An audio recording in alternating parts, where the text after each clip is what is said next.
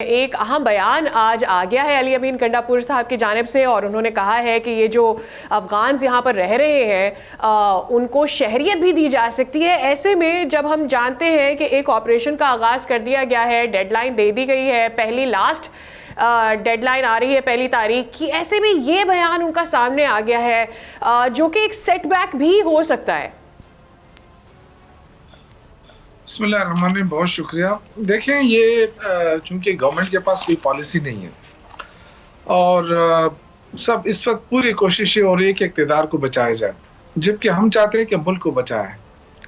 ملک کو بچانا اہم ہے، اس لیے ایگو یہ چیزیں ابھی مزید نہیں چلیں گی۔ آپ کے پاس پالیسی نہیں ہے، آپ کی مرضی ہوتی ہے، جب آپ کہتے ہیں جی افغانوں کو نکال دو، پھر آپ 2 مہینے بعد خاموش ہو جاتے ہیں، پھر جب کوئی واقعہ ہو جاتا ہے پھر افغانوں کو نکالو۔ تو ایک مستقل پالیسی ہونی چاہیے۔ ہمارے کہنے کا مقصد یہ کہ افغان جو ہے یہاں بچے ہو گئے ان کے، پھر ان کے بچے ہو گئے ہیں اور ایک عرصے سے یہاں رہ رہے ہیں، ان کے کاروبار ہیں، ہم ان کو کوئی ترجمانی نہیں کر رہے ہیں، لیکن آپ ان کو نکالنا چاہتے ہیں بالکل نکالیں، اور ایک طریقہ بنا لیں، پلان کر لیں، ان کو نکال لیں۔ لیکن یہ 10 دن کے اندر اندر آپ نکلیں جی، تو 10 دن کے اندر کیسے نکلیں گے؟ کیا طریقہ ہوگا؟ مشکلات تو صوبے کے لیے ہو رہی ہیں، تو اس لیے ہم کہتے ہیں کہ کوئی پالیسی ہو۔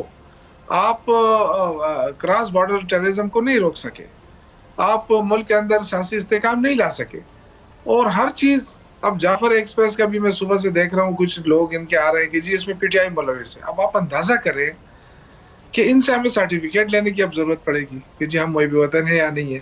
یہ اب کھل کر کہہ رہے ہیں کہ جی اب یہ بتائیں یہ پاکستان کے ساتھ ہے کس کے ساتھ ہے۔ اب یہ سرٹیفکیٹ ان سے لیں جو جعلی ہے۔ ہمیں عوام نے ووٹ دیا 8 فروری کو، پاکستانی عوام نے پی ٹی آئی کو ووٹ دیا ہے۔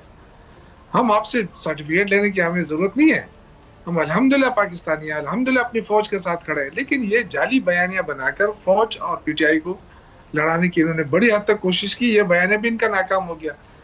پھر انہوں نے یہ کہا کہ جی مولانا فضل الرحمان تو کبھی بھی حکومت کے خلاف نہیں آئے گا، جیسے کہ انہوں نے ان کے ساتھ کوئی پکا معاہدہ کیا ہوا، جبکہ مولانا صاحب خود لوگ کہہ رہے ہیں کہ جی پی ٹی آئی کے ساتھ تو ہمارا ابھی واسطہ ہی نہیں پڑا ہے، ہمارا تو پی ڈی ایم میں پیپلز پارٹی نون لیگ کے ساتھ واسطہ پڑا تھا، اور وہاں معاہدہ کیا تھا انہوں نے ریٹن، اس ریٹن معاہدے کو انہوں نے اہمیت نہیں دی اور مولانا کو باہر کر دیا اور خود اقتدار کے مزے لے رہے ہیں۔